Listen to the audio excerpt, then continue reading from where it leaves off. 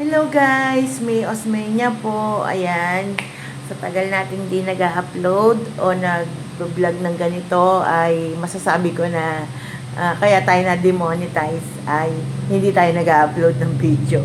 So ngayon, mag-upload ako kasi gusto kong i-share sa inyo guys ang nakakalungkot na balita lang na pwede pala sa isang pamilya na pare-pareho kayo ng sakit. Ayan, kundi sa hindi pa pag ano dito sa channel ko,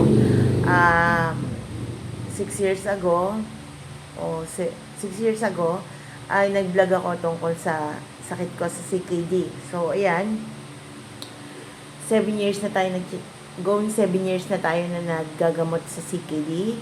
Sa ngayon stage 5 na ako. At sa awa ng Diyos, hindi pa tayo dialysis. Gaya ng sabi ko, hindi pa tayo dialysis. So, ano lang ako, gusto kong i-share lang sa inyo na gusto kong isipin na namamana din talaga o lahi-lahi din talaga yung pagkakaroon ng sakit sa bato. Pero yung isang isip ko naman sinasabi na ang pagkakaroon ng sakit sa bato ay nakukuha talaga sa mga maling pagkain, kumbaga sa pagkain talaga nakukuha. Ayan. So kasi gusto ko lang i-share sa inyo kasi yung dalawang pamangkin ko guys ay namatay sa sakit sa bato. Yung binata, 21 years old, namatay siya sa sakit sa bato. Umabot yung kreya niya ng 2001, ang kreya, pero hindi siya nagpa-dialysis that time kasi kapos sa pera, ang dami niyang reason, naaawa siya sa parents niya, wala daw, parang yung, kasi that time, hindi pa approve yung, yung 146 na dialysis. So, ang nangyari, parang siya, ayaw niyang bigyan ng problema yung nanay niya, so ang ginawa niya, hindi na siya nagpa-dialysis. Then, after 2 weeks, nag-collapse, sinugod sa ospital. After ng ilang araw, binawian ng buhay. So, after 2 years, yung isang pamangkin ko naman ay namatay din sa dialysis. 11 years old lang siya guys, grade 7. Ayan, grade 7 lang siya. So, hindi siya nag-hemodialysis, peritoneal dialysis siya. Since taga-Bataan kami, wala pa ditong available na peritoneal dialysis. So, siya sa Nueva Ecija pa siya nagpa-peritoneal dialysis. Tapos, bumabalik lang siya ng Bataan.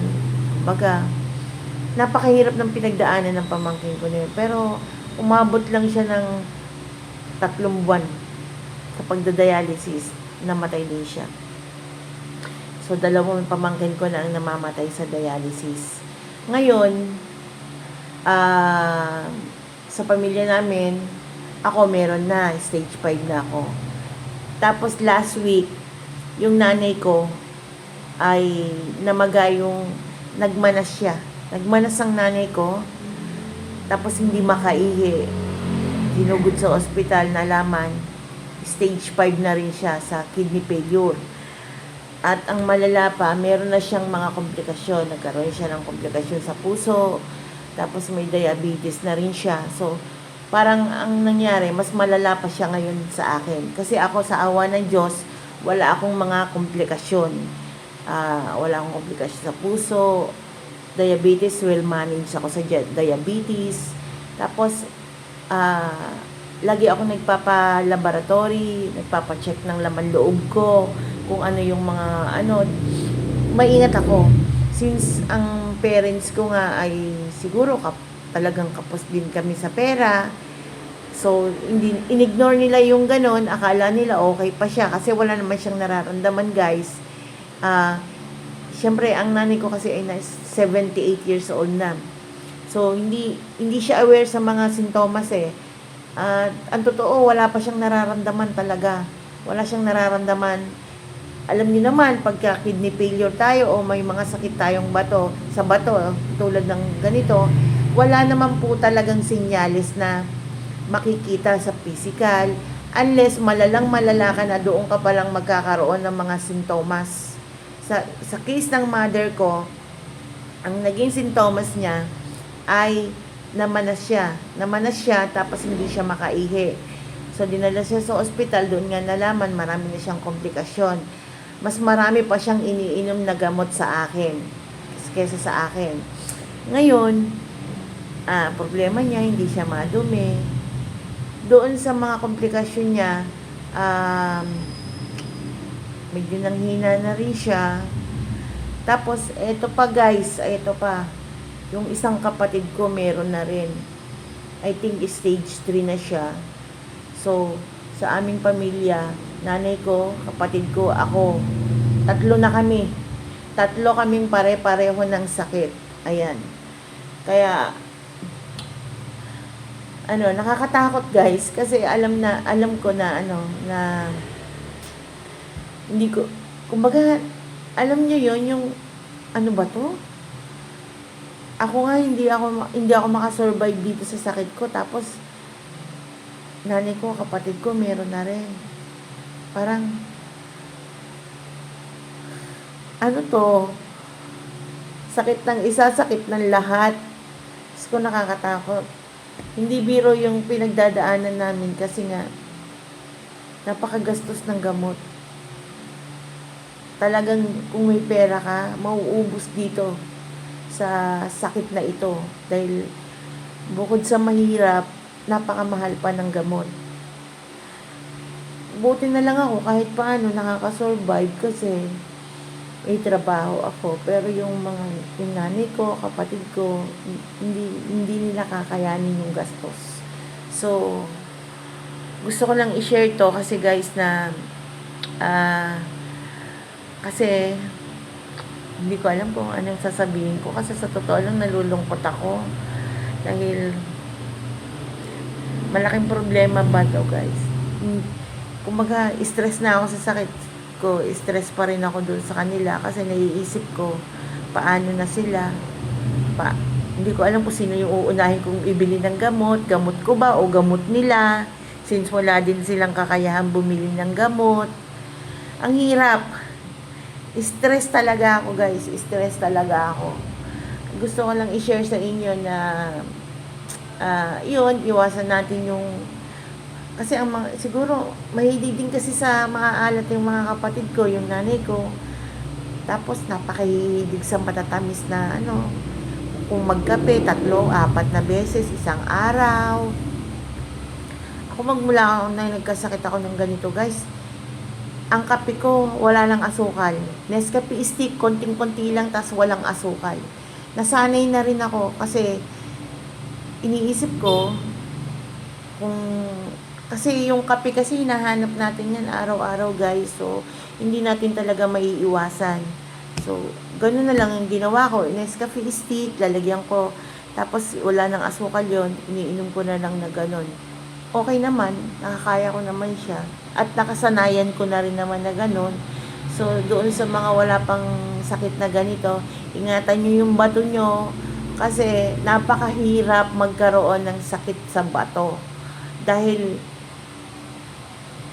maraming komplikasyon, tapos maselan sa pagkain, maraming bawal na pagkain, hindi mo na mai-enjoy ang buhay mo pagka ang sakit na to ang dumapo sa iyo. Kaya guys, sa inyo na wala pang ganitong sakit, ingatan nyo ang mga bato nyo. Dahil once na magkaroon kayo ng ganito, mahihirapan na kayong ibalik sa normal ang buhay nyo. Yung sabi nila, magpapakidney transplant. Napakamahal naman ang kidney transplant. Oo, meron na tayong say package na masasabi na yung operation ay libre. Ang problema mo naman, kung operation ay libre, ang kidney naman, saan mo kukunin? Wala ka rin pagkukunan ng kidney. So, ang mangyayari, magtitiis ka sa maintenance. Hanggang hihintayin mo na lang na i-dialysis ka. Ganun ang mangyayari sa'yo. So, sa mga wala pang kidney failure o mga sakit sa bato, ingatan nyo yung bato nyo. Dahil once na magkaroon kayo nito, doon kayo magsisisi kung bakit hindi kayo nagpakabait sa pagkain. Kasi hanggat hindi nyo nararamdaman yung sakit na to, i-enjoy nyo lang yung pagkain ng mga kung ano-ano, tulad ng soft drinks, frozen foods, cup noodles, tsaka yung mga instant food, yung mga Payless, Lucky Me, Pancit Canton. Yung iba kasi, lalo na sa yung mga kapatid ko, mahirap na buhay lang. Lagi na lang sila naka-Payless, ulam Payless, mga ganon. Kasi nga, mura, masarap, hindi nila alam yung epekto nito sa healthy natin, sa kalusugan natin. So, kayo na okay pa ang kidney nyo, ingatan nyo. Kasi, napakahirap ng sakit na to. Mahirap sa isip, sa bulsa, lahat. Pati katawan mo, hirap. Kaya, ingat lang po tayo. Gusto ko lang i-share sa inyo guys, kasi nga, sabi ko nga, nalulungkot ako. Kasi, akala ko ako lang may sakit sa amin. Yung pala, 3 na kami. So, yun lang guys. Hindi naman ako madalas mag-upload kasi nga, demonetize tayo dahil 1 year akong hindi nag-upload. Dahil busy ako, o tinamad ako. Marami guys, kahit nagustuhin ko mag-upload kasi ang dami kong ginagawa, hindi ko siya maasikaso. So ngayon, naisipan ko lang mag-vlog para i-share sa inyo yung kung ano na yung updates sa sakit ko. Tapos nadagdag pa yung sa pamilya ko. So, sana maging okay pa ako. Sana wag mo na akong madialysis. Yun lang ang hiling ko. Kahit wag na akong payamanin, wag na akong bigyan ng maraming pera. Yung tumagal pa yung buhay ko, malaking bagay na sa akin yun guys. Sa totoo lang. Kaya, bahala na si Lord. Bahala na si Lord sa akin. Sa mga subscriber ko, please,